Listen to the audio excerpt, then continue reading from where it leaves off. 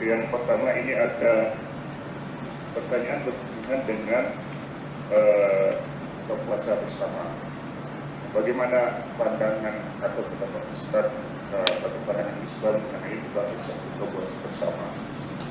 Kadang-kadang itu kan memicu kita berkumpul antara laki dan perempuan, misalnya karena kurangnya tempat dan segala macam. Dan mungkin saya tambahkan sedikit di sini pertanyaan dari saya ke Ustaz. Bagaimana kalau undangan itu berasal dari orang yang tidak berpuasa atau non-muslim?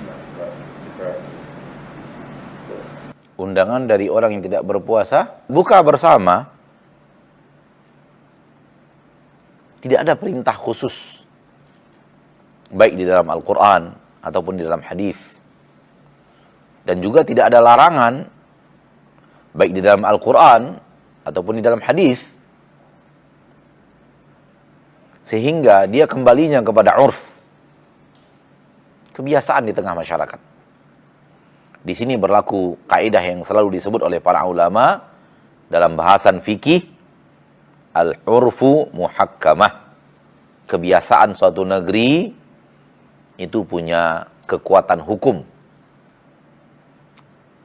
Allah tidak perintahkan, Allah tidak larang, sehingga dua-duanya boleh, dikerjakan boleh, ditinggal juga tidak mengapa.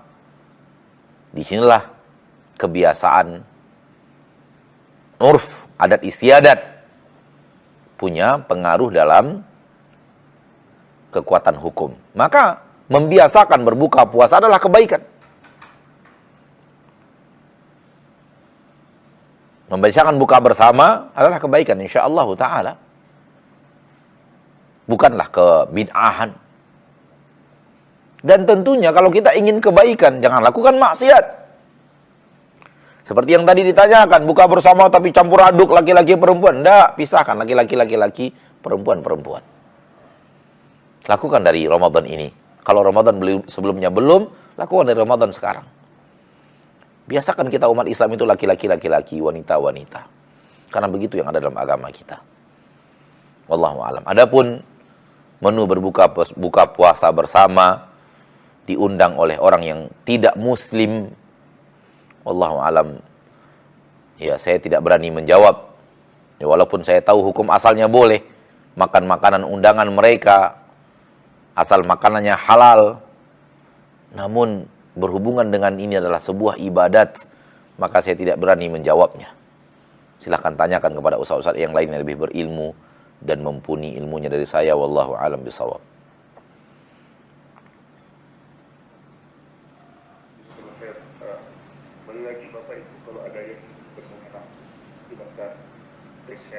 Sambil menunggu ini sudah ada lumayan banyak pertanyaan yang masuk ke saya. Pertanyaan yang kedua, bolehkah sesekali kita meminta suami itu untuk buka puasa di rumah, terutama kalau masjidnya jauh, ini supaya suami bisa sholat maghrib berjamaah di rumah tersebut? Saya rasa dari materi yang saya paparkan tadi sudah terjawab, ya.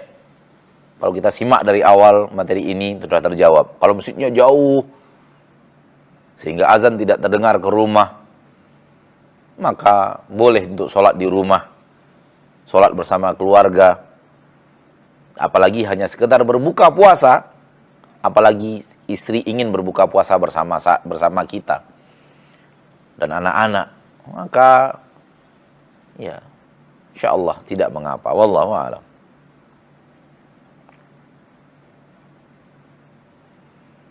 Nah, pertanyaan berikutnya, ini belum ada yang riset rupanya. Gibah dengan keharamannya, apakah itu atau bagaimana dampaknya pada batal atau tidaknya puasa kita? Atau tidak membatalkan puasa, tapi menggerogoti pahala puasa. Tidak membatalkan puasa, namun menggerogoti pahala puasa. Sehingga orang yang tidak makan dan tidak minum, namun tetap melakukan maksiat, puasanya sah. Maksud puasa sah adalah dia berpuasa, dia tidak melakukan keharaman tidak berpuasa. Dia tidak melakukan maksiat kepada Allah dengan tidak berpuasa. Puasanya sah. Dalam kalimat lain, menggugurkan kewajiban puasa. Namun maksiat yang dia lakukan, ghibah and the gang, itu membuat pahala puasanya hilang. Ketika pahala puasanya hilang dikarenakan maksiat yang dia lakukan, jadilah dia orang yang puasanya sah, kegugurannya wajib, namun pahalanya nggak ada. Itu yang tadi kita bacakan hadisnya, rubba shaimin. Boleh jadi orang yang berpuasa, puasa dia, tidak batal puasanya, gugur kewajiban berpuasa yang karena telah berpuasa. Kewajibannya telah tertunaikan karena dia berpuasa. Namun ada pahalanya? Tidak ada. Kenapa tidak ada? Karena tetap melakukan dosa. Maka dosa tadi tidak membatalkan puasa. Tidak berefek kepada batalnya puasa, namun berefek kepada menghilangkan pahala dari puasa itu sendiri. Wallahu a'lam.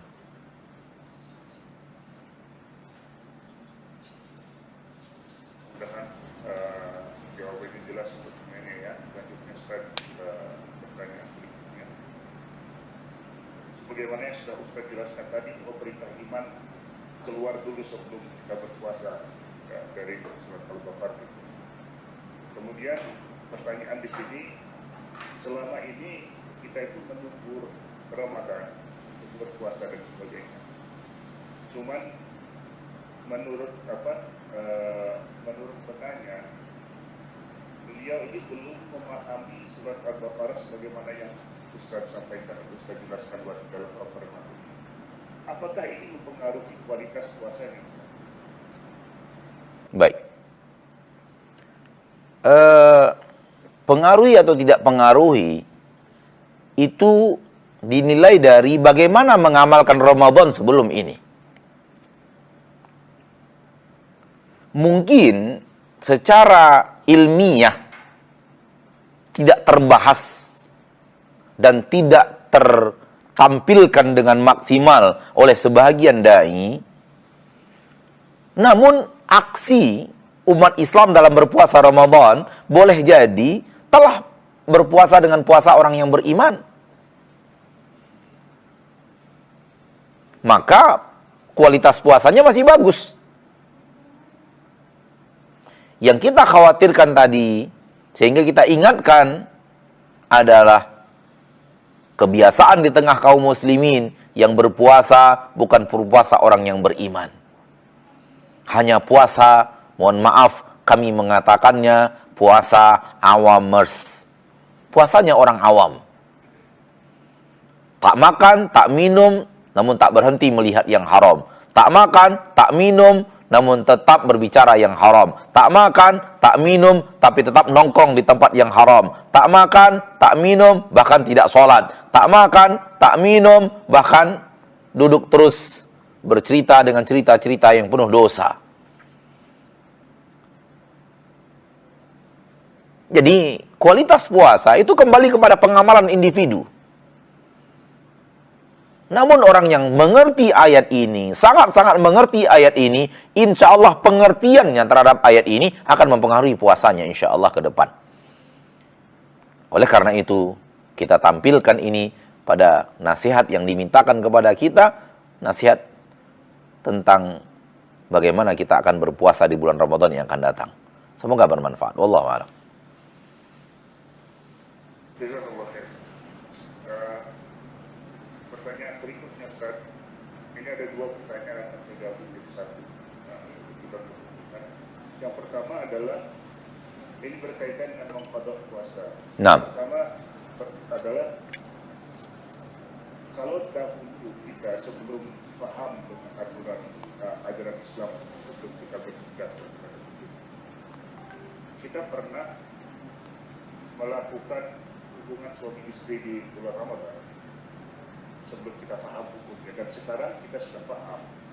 Apakah apa yang harus dilakukan pada dasarnya? Apakah kita wajib mengganti sebagaimana kafaratnya sesuai dengan orang yang sudah faham, Dan pertanyaan kedua, apakah hukumnya kita berpuasa Ramadan sebelum mengganti atau mengkodok puasa sebelum? Baik. Jawab pertanyaan kedua, saya jadikan pertanyaan pertama, dan pertanyaan pertama saya akan jawab di jawaban yang kedua insyaallah taala. Adapun berpuasa sebelum mengqadha puasa sebelumnya, tidak ada larangan dalam agama kita. Dan tidak ada ancaman khusus dalam agama kita sejauh ilmu saya yang ada. Sehingga kewajiban itu tetap menjadi hutang. Sebagian para ulama mengatakan membayar kafarat, denda, diakibatkan itu. Diakibatkan telah datang Ramadan, namun kewajiban untuk membayar, mengqadha puasa sebelumnya belum dilaksanakan. Sehingga pada Ramadan, setelah Ramadan berikutnya, qadha yang belum lama, qadha lama yang belum diqadha, qadha yang baru, dan bayarkan kafarat untuk yang lama, yang datang Ramadan, namun dia belum diqadha juga, padahal dia hutang sebelumnya. Dan saya secara pribadi hingga saat ini belum menemukan nas yang tegas untuk pembayaran kafarat itu. Sehingga wallahu alam, ya boleh saja, namun termasuk lalai, semoga Allah maafkan. Namun membayar kafarat hingga saat ini saya tidak berani memfatwakannya atau mengatakannya, karena fatwa ulama yang mengatakan bayar kafarat dan denda, saya tidak temukan dalil yang tegas secara pribadi sampai saat ini akan perintah itu. Maka yang ada adalah qadha saja. Dan mohon ampun sebanyak-banyaknya kepada Allah karena kita lalai membayar hutang kita kepadanya. Adapun pertanyaan yang pertama, kita jadikan jawaban yang kedua.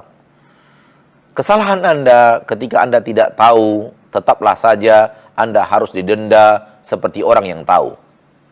Namun tentu dosanya tak sama dengan dosa orang yang tahu. Namun kewajiban untuk membayarkan denda tetap. Apa itu? Yang pertama, merdekakan budak. Budak sudah tidak ada. Yang kedua, puasa 2 bulan berturut-turut tanpa henti.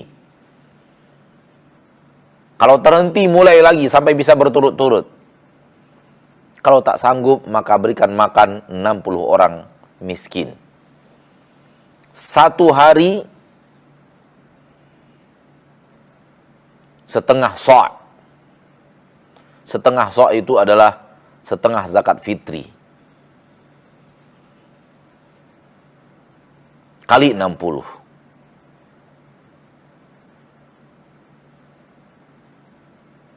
Wallahu ta'ala alam. Nah.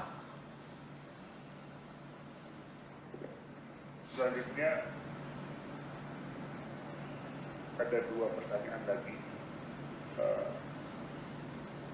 Seandainya kita terlupa atau terlewat sholat atau sahur, dan itu sudah saatnya sholat subuh, apakah masih diperbolehkan kita sekedar untuk seteguk air?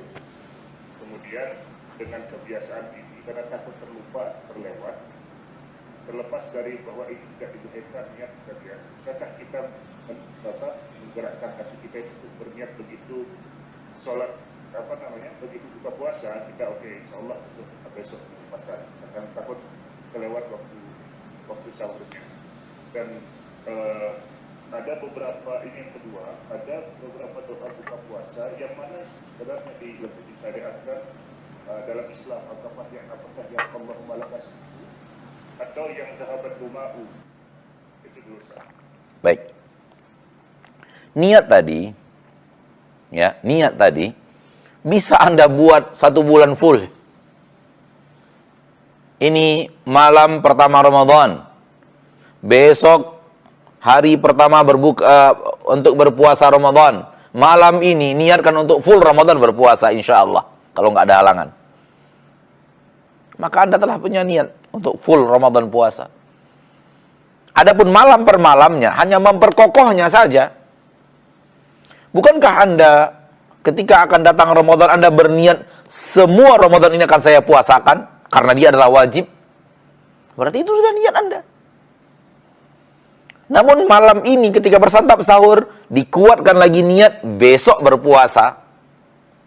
Dan ketika Anda santap sahur, sebenarnya Anda sudah berniat puasa, buktinya santap sahur. Ketika Anda akan tidur setelah sholat tarawih, Anda pasti punya niat besok berpuasa. Maka terlambat pun bangun, gak ada masalah. Yang tidak boleh itu begini, Pak. Mirip dengan orang berpuasa sunat. Boleh di puasa sunat, tidak boleh di puasa wajib. Apa itu? Tak ada niat berpuasa. Pergi sholat subuh, tak ada niat berpuasa. Baca Al-Quran di masjid, tidak ada niat berpuasa.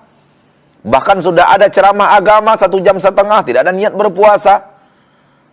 Setelah selesai ceramah, ada teman memanggil kita, ada bahasan yang dibahas penting, duduk pula bersama dia 45 menit, tak ada niat berpuasa. Pulang ke rumah 15 menit dalam perjalanan, tak ada niat berpuasa. Sampai di rumah, beraktivitas, mengerjakan pekerjaan kantor, karena kita bekerja dari rumah, tak ada niat berpuasa. Datang jam 12 siang, rasa perut tidak lapar. Lalu ingat, untuk apa saya makan? Saya belum makan apa-apa. Udah saya lanjutkan saja, saya puasa sampai maghrib. Itu boleh untuk sholat sunat. Itu boleh untuk puasa sunat, tak boleh untuk puasa wajib. Jadi niat puasanya nggak ada. Memang nggak ada. Namun qadar Allah, dia sampai jam 12 siang dia merasa tak lapar. Maka dia lanjutkan saja sampai sore berpuasa. Boleh demikian. Karena awalnya tak ada niat berpuasa. Persis Nabi ingin pergi makan pulang. Sesampai di rumah ditanya apa yang hendak dimakan. Rasul ingin makan bahkan. Berarti tidak ada niat berpuasa. Kata istrinya, tak ada. Kata Nabi, kalau begitu saya puasa aja sampai sore. Baru ada niat puasanya ketika hendak makan, tidak ada yang mau dimakan. Yang seperti ini boleh di puasa sunat, tak boleh di puasa wajib, termasuk puasa Ramadan, termasuk puasa kafarat, termasuk puasa nadar, puasa-puasa yang diwajibkan Allah tabaraka wa ta'ala hukumnya harus dari malam sudah ada niat untuk besok berpuasa. Ya, ini jawaban saya untuk yang terlambat. Adapun makan atau minum, ya, makan atau minum setelah terlambat ternyata sudah masuk waktu subuh, itu nggak boleh. Kenapa? Dari waktu subuh itu sudah diwajibkan menahan, wajib menahan. Maka masih makan dan minum, padahal kita tahu waktu sudah masuk, itu membatalkan puasa. Wallahu ta'ala alam. Bagaimana dengan pertanyaan doa buka puasa? Doa buka puasa, na'am. Allahumma laka sumtu berasal dari hadis yang dhaif. Dan dhahaba dhama'u wabtallatil uruq, sanadnya disahihkan oleh para ulama. Wallahu ta'ala alam. Na'am.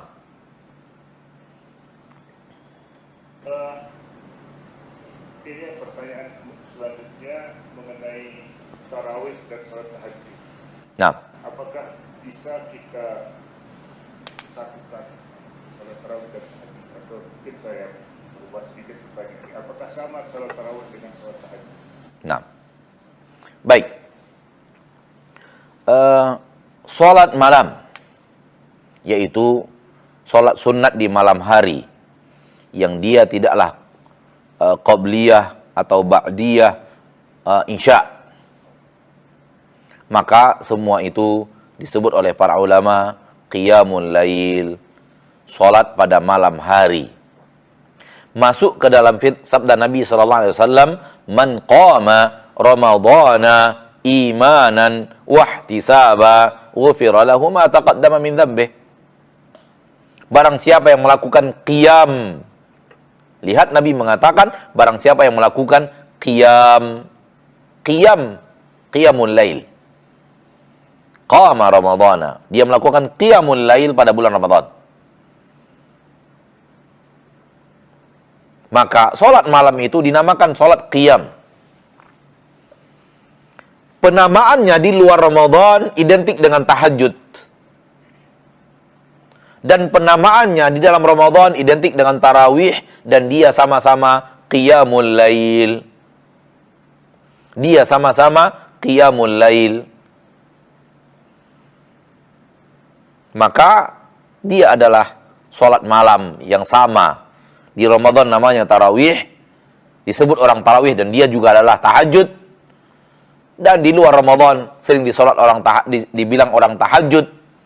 Namun dia adalah bagian daripada sholat malam, akan tapi jarang disebut orang sebagai sholat tarawih kalau di luar Ramadan.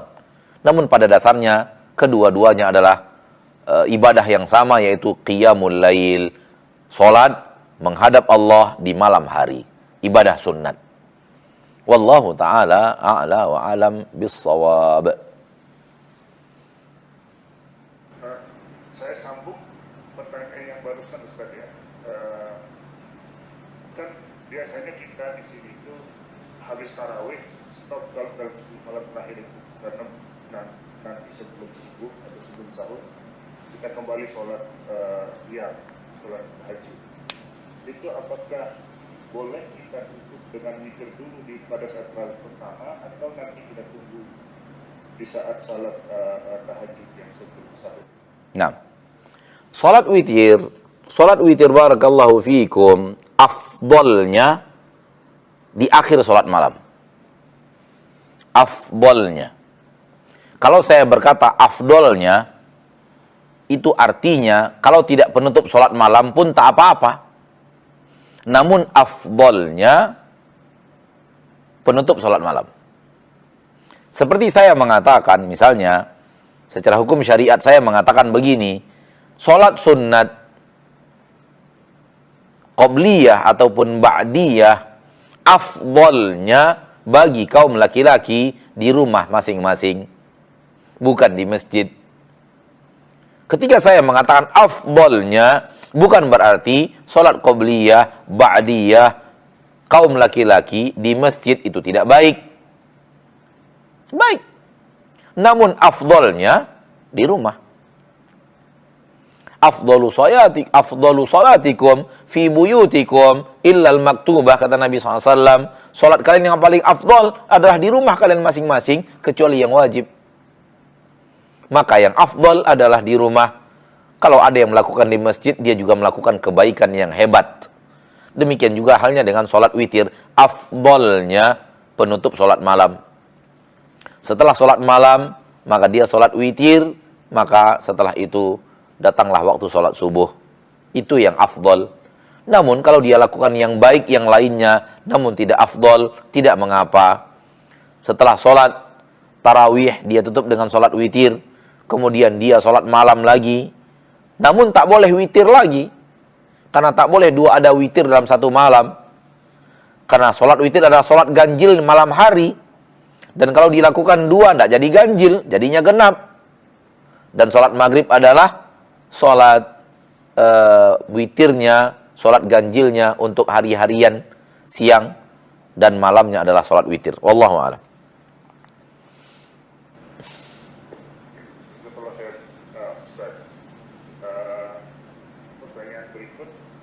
Berkenaan dengan memaksimalkan Ramadan untuk beribadah.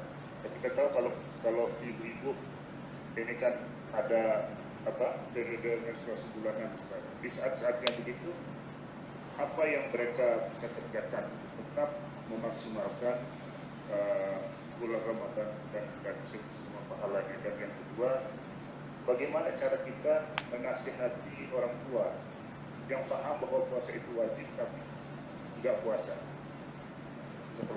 Baik. Para wanita yang haid pada dasarnya boleh melakukan seluruh yang dilakukan oleh orang yang berpuasa, tak terhalang. Membaca Al-Quran, bersedekah, berzikir. Karena wanita yang haid hanya tidak sholat dan tidak berpuasa. Berarti yang lain boleh. Dan saya merasa aneh sekarang ini, banyak sekali pertanyaan dari kaum wanita, apa yang bisa saya lakukan untuk mendekatkan diri saya kepada Allah di saat bulan Ramadan dan saya sedang haid? Seolah-olah tak ada kesempatan lagi untuk, terlalu sulit untuk mencari kesempatan beribadah dalam keadaan haid. Padahal orang haid itu hanya tidak sholat, tidak puasa. dan tidak melakukan hubungan badan. Selain itu boleh.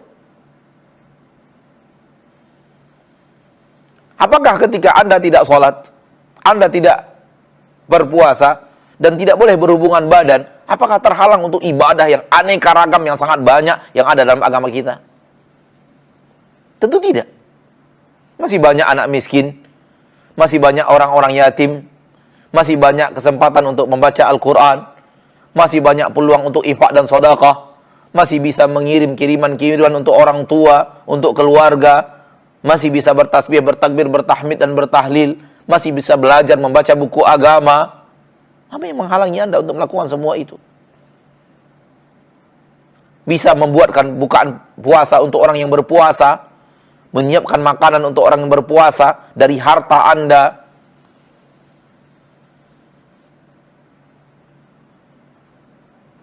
Harta suami adalah harta suami, harta istri adalah harta istri, sebagaimana yang ada dalam agama Islam. Dengan harta istri, dia siapkan makanan untuk suami yang sedang berpuasa, untuk anak-anaknya yang sedang berpuasa, dari harta pribadinya dia. Maka dia juga dapatkan pahala suaminya, pahala anak-anaknya, tanpa mengurangi pahala anak-anak dan suami itu. Terlalu banyak hal yang bisa dia lakukan walaupun sedang haid. Maka saya sangat heran, begitu banyak pertanyaan dari wanita-wanita, apa yang bisa kami lakukan untuk mendekatkan diri kami kepada Allah di saat kami sedang haid di bulan Ramadan? Aneh, kenapa? Terlalu banyak. Kenapa seolah-olah tertutup? Seolah-olah puasa Ramadan hanya puasa Ramadan yang bagian daripada ketaatan di bulan Ramadan. Hanya seolah-olah sholat ketaatan di bulan Ramadan. Maka ketika dihalangi sholat, dihalangi puasa, seolah-olah tertutup pintu ketaatan kepada Allah. Dari mana pandangan ini? Siapa yang memberikannya? Dari mana masuknya ini? Maka tidak benar. Ya. Terlalu banyak. Itu yang pertama. Yang kedua, dengannya saya ingin tutup jawaban saya, yaitu Anda sedang mendapatkan pahala dengan tidak sholat. Anda sedang mendekatkan diri kepada Allah dengan tidak puasa. Maka tidak sholatnya orang yang haid adalah ibadah. Dan tidak puasanya orang yang haid adalah ibadah. Yang ini beribadah dengan puasa, yang ini beribadah dengan tidak berpuasa. Yang ini beribadah dengan cara sholat, yang ini beribadah dengan cara tidak sholat. Kenapa? Kalau Anda sholat, Anda berbuat maksiat. Kalau Anda berpuasa, Anda berbuat maksiat. Itu artinya apa? Anda tidak sholat, Anda sedang beribadah. Anda tidak berpuasa, Anda sedang beribadah. Tidak beribadahnya Anda, tidak sholatnya Anda adalah ibadah Anda. Tidak puasanya Anda adalah ketaatan dirimu.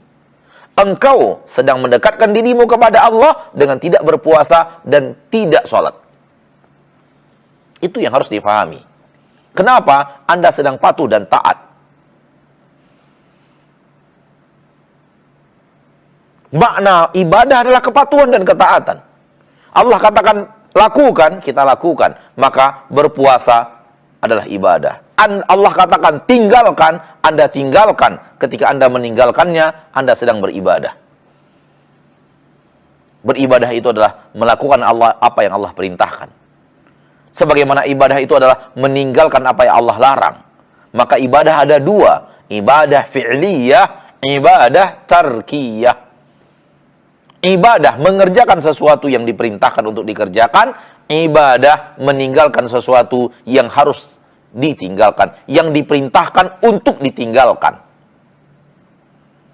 Maka tidak semua, maka jangan difahami ketika Anda tidak sholat, Anda tidak beribadah. Anda beribadah kepada Allah dengan tidak sholat. Anda mendekatkan dirimu kepada Allah dengan tidak berpuasa. Dengan itu, yang berpuasa sedang beribadah, Anda pun sedang beribadah. Wallahu a'lam.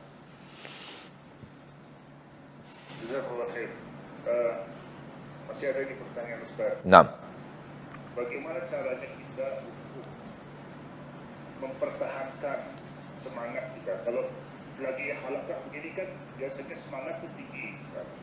Semua mau kita kerjain rencana, semua kita bikin, nanti pada saatnya ini sering lepas lah, sering lalai, nggak terjadi, rencana itu nggak terjadi. Apa yang tips? Duduk di halaqah seperti ini dari zamannya para sahabat disebut adalah majlis penambah iman. Umar berkata, "Ta'al najlis nazdat imana." Mari kemari, duduk kita dulu, kita tambah iman kita. Maka hal yang sangat wajar, manakala kita sedang bermajlis seperti ini, keimanan kita naik, semangat kita naik. Oleh karena itu, anjurannya rajin bermajlis taklim, rajin meminta nasihat, rajin duduk di depan orang-orang alim, rajin duduk untuk saling tawasi bil haq. Kenapa? Karena sering duduk itu akan sering menambahkan keimanan, meningkatkan keimanan. Dan ini terjadi di zaman para sahabat. Ketika sudah mulai jauh dari majelis ta'lim, berkurang dia. Dan itu terjadi juga bahkan di tengah para sahabat. Bukan kita aja. Karena kita adalah manusia, para sahabat juga manusia. Seorang sahabat datang kepada Abu Bakar dan berkata, "Ya Abu Bakar, qad nafaqa Hanzalah." Wahai Abu Bakar, saya Hanzalah sudah menjadi orang munafik kayaknya. Kata Abu Bakar, "Wa ma dzalika ya Hanzalah?" Apa itu wahai Hanzalah? Kenapa engkau mengatakan dirimu adalah orang munafik? Kata Hanzalah, kalau kita sedang bersama Rasul, semangat kita, ingat kita surga dan neraka, khusyuk kita, nangis kita ya Abu Bakar. Namun semua itu hilang di saat kita kembali ke kebun-kebun kita, di saat kita kembali ke bisnis-bisnis kita, di saat kita kembali kepada transaksi-transaksi dunia kita, di saat kita sedang berniaga, hilang semua itu. Saya merasa ini adalah bahagian daripada kemunafikan.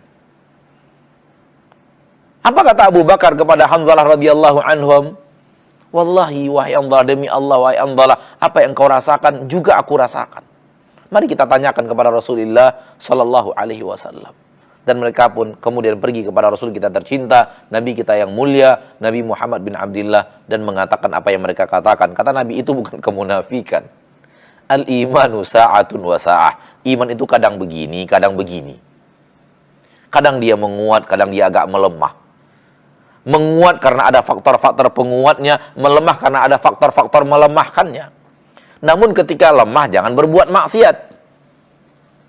Kalau berbuat maksiat bukan lemah lagi dia. Keropos namanya. Bolong namanya iman itu. Bukan melemah. Ya. Maka wajar saja apa yang Anda rasakan, itu juga saya rasakan. Itu juga dirasakan oleh semua orang. Bahkan itu dirasakan oleh murid-murid langsung dari Nabi kita tercinta SAW, yang keimanan mereka dibina langsung oleh manusia terbaik di permukaan bumi, Muhammad bin Abdullah sallallahu alaihi wasallam. Kalau itu dirasakan oleh Abu Bakar dan Hanzalah dan seluruh para sahabat, bagaimana lagi dengan kita?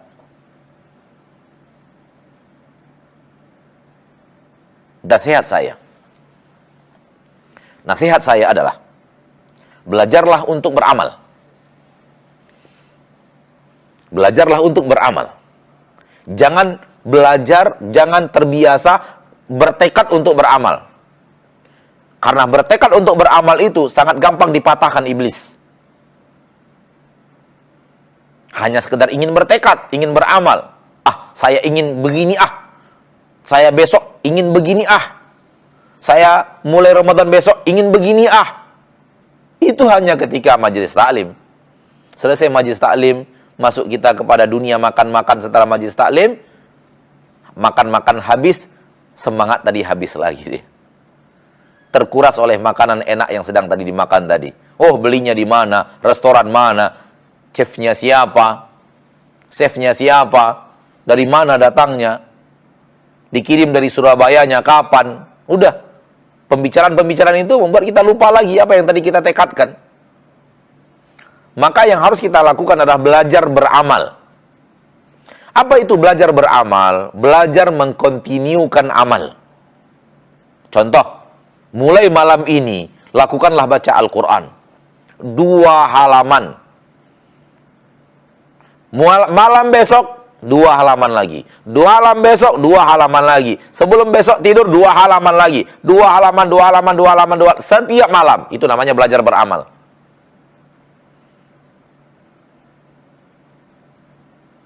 Lakukan terus setiap hari. Tidak ada datang hari kecuali kita membaca Al-Quran.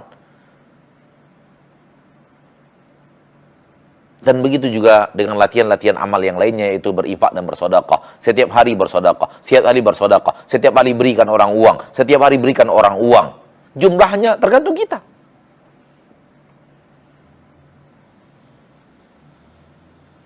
Dan rutinkan itu terus dan terus.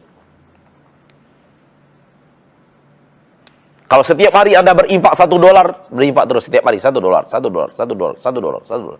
Kalau ingin berinfak setiap hari $2, $2, setiap hari. Kadang-kadang boleh dilebihkan $5, $10. Namun lakukan terus setiap hari. Ini namanya belajar beramal. Ini yang harus Anda lakukan. Supaya hilang dari dirimu yang tadi. Semangat saja, tiba-tiba padam lagi dan hilang lagi. Datang majelis taklim, semangat lagi, tiba-tiba hilang lagi, padam lagi dan hilang lagi. Maka solusinya adalah belajar beramal, bukan belajar bertekad untuk beramal. Wallahu a'lam.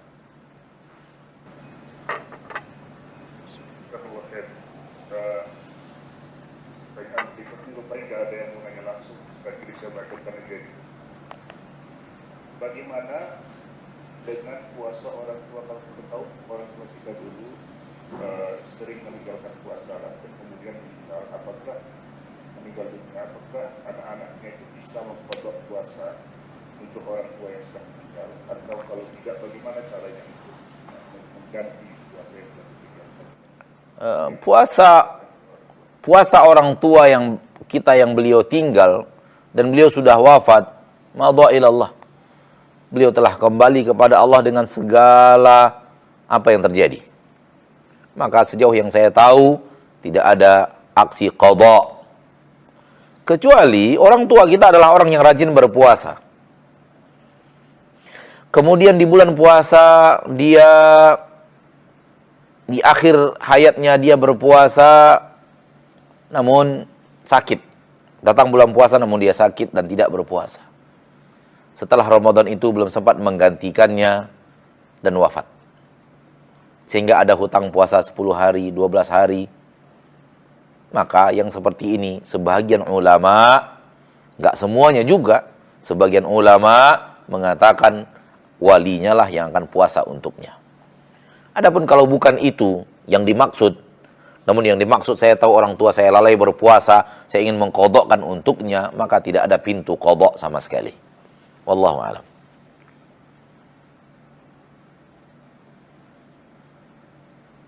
Oke, ini insyaallah satu pertanyaan terakhir. Apakah adanya rasa sedih kalau tidak bisa melaksanakan suatu ketaatan itu dapat menghadirkan pahala buat orang tersebut? Misalnya ada orang yang punya gangguan suara atau tidak bisa membaca Al-Quran, kemudian yang bisa cuma membaca terjemahan dan sebagainya. Wallahu ta'ala alam. Setiap kelemahan Allah akan berikan kelebihan.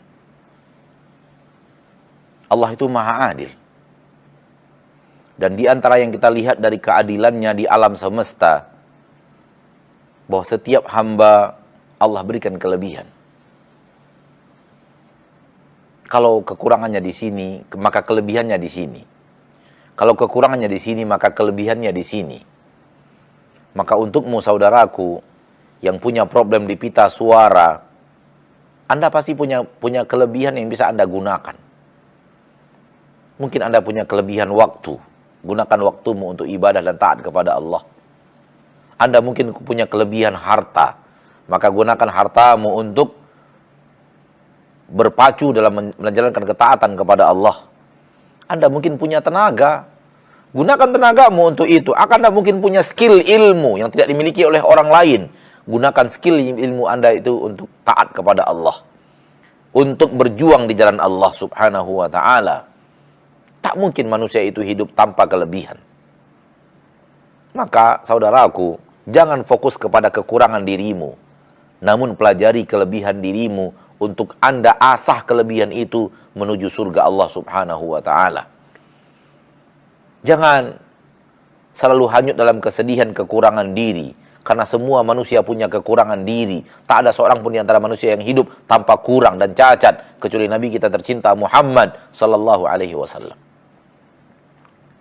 Kalau Anda bicara ada kekurangan, saya juga mengatakan saya punya kekurangan. Siapa manusia hidup tanpa kekurangan? Ada kekurangan, ada kekeliruan. Ada hal yang tak sempurna dari diri kita karena kita manusia.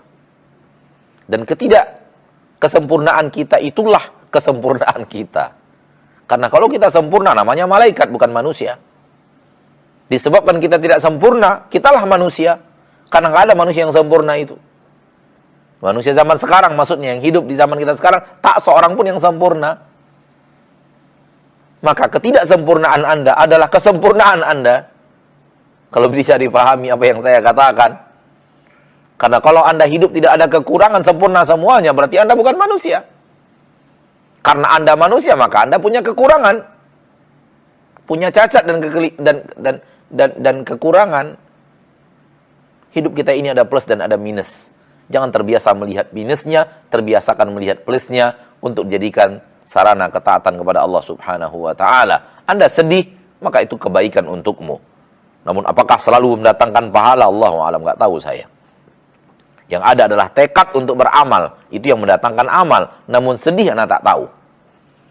Semoga ini bermanfaat. Sampai di sini pertemuan kita pada kesempatan yang berbahagia ini. Semoga Allah Tabaraka wa Ta'ala benar-benar pertemukan kita dengan Ramadan. Dan kita benar-benar melakukan Ramadan dengan penuh keimanan. Dan semoga berakhirnya Ramadan nanti kita Allah bariskan di dalam barisan orang-orang yang bertakwa. Subhanakallahumma wa bihamdika asyhadu an la ilaha illa anta astaghfiruka wa atubu ilaik. Assalamualaikum warahmatullahi wabarakatuh.